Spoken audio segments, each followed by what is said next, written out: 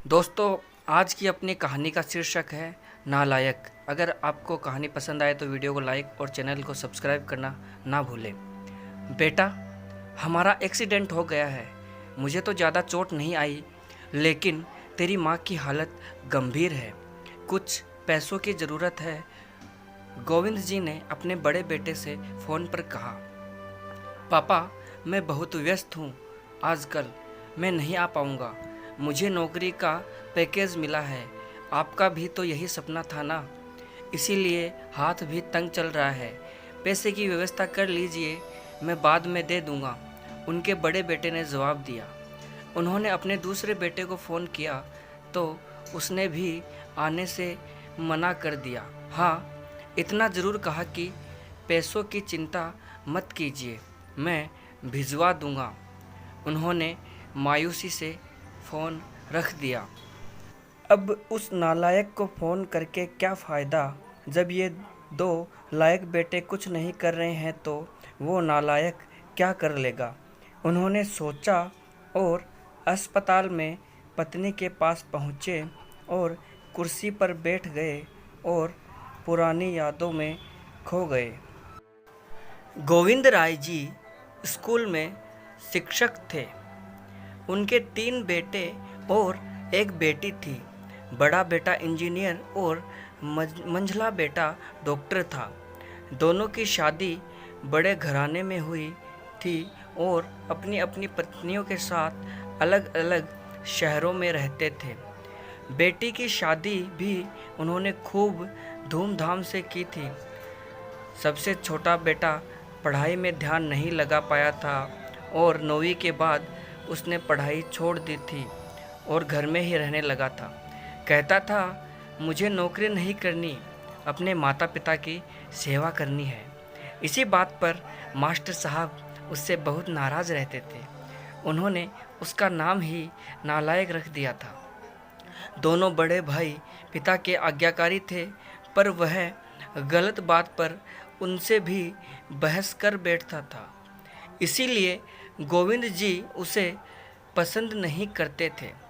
जब गोविंद जी रिटायर हुए तो जमा पूंजी कुछ भी नहीं थी। सारी बचत दोनों बच्चों की उच्च शिक्षा और बेटी की शादी में खर्च हो गई थी। शहर में एक घर और थोड़ी ज़मीन और गांव में थोड़ी सी ज़मीन थी। घर का खर्च उनकी पेंशन से चल रहा था। गोविंद जी को जब लगा कि छोटा सुधरने वाला नहीं है तो उन्होंने बंटवारा कर दिया और उसके हिस्से की ज़मीन उसे देकर उसे गांव भेज दिया। हालांकि वह जाना नहीं चाहता था, पर पिता की जिद के आगे झुक गया और गांव में ही झोपड़ी बनाकर रहने लगा। गोविंद जी सबसे ज़्यादा अपने दोनों होनहार और लायक बेटों की बड़ाई किया करते। तब उनका सीना गर्व से चौड़ा हो जाता था, पर उस नालायक का नाम भी नहीं लेते थे। 2 दिन पहले दोनों पति पत्नी का एक्सीडेंट हो गया था। वह अपनी पत्नी के साथ सरकारी अस्पताल में भर्ती थे और डॉक्टर ने उनकी पत्नी का ऑपरेशन करने को कहा था।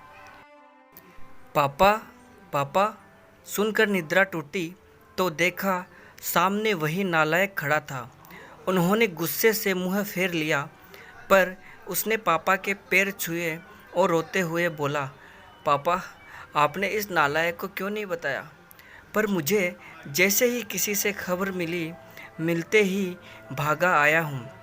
पापा के विरोध के बावजूद उसने उनको एक बड़े अस्पताल में भर्ती कराया, माँ का ऑपरेशन कराया और अपना खून दिया। दिन रात उनकी सेवा में लगा रहता। अचानक एक दिन वह गायब हो गया। वे उसके बारे में फिर बुरा सोचने लगे कि अचानक तीसरे दिन वह वापस आ गया। महीने भर में ही माँ एकदम भली चंगी हो गई। वह अस्पताल से छुट्टी लेकर उन लोगों को घर ले आया। गोविंद जी के पूछने पर बता दिया कि खैराती अस्पताल था, पैसे नहीं लगे हैं। घर में नौकरानी थी ही। वह उन लोगों को छोड़कर वापस गांव चला गया। धीरे धीरे सब कुछ सामान्य हो गया। एक दिन यूं ही उनके मन में आया कि उस नालायक की खबर ली जाए। दोनों जब गांव के खेत में पहुँचे तो झोपड़ी में ताला देखकर चौंके। उनके खेत में काम कर रहे आदमी से पूछा तो उसने कहा, यह खेत अब मेरे हैं। क्या? पर यह खेत तो? उन्हें बहुत आश्चर्य हुआ।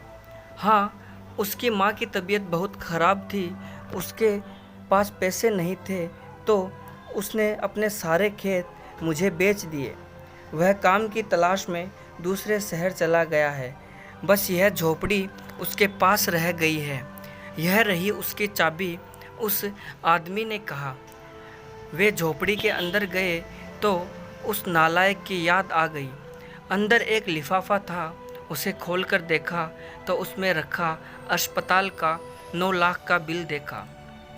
उन्होंने अपनी पत्नी से कहा, पुष्पा, तुम्हारा बेटा नालायक तो था ही, झूठा भी निकला।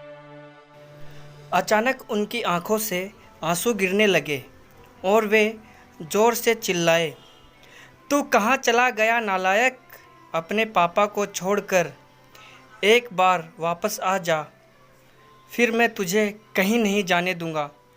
उनकी पत्नी के आंसू भी बहे जा रहे थे। गोविंद जी को इंतज़ार था अपने नालायक बेटे को अपने गले से लगाने का। सचमुच बहुत नालायक था वो। दोस्तों, कहानी यही ख़त्म होती है। अगर आपको कहानी पसंद आई तो वीडियो को लाइक करें, चैनल को सब्सक्राइब कर लें तथा बेल आइकन प्रेस कर लें ताकि आने वाली वीडियो की नोटिफिकेशन आपको मिलती रहे।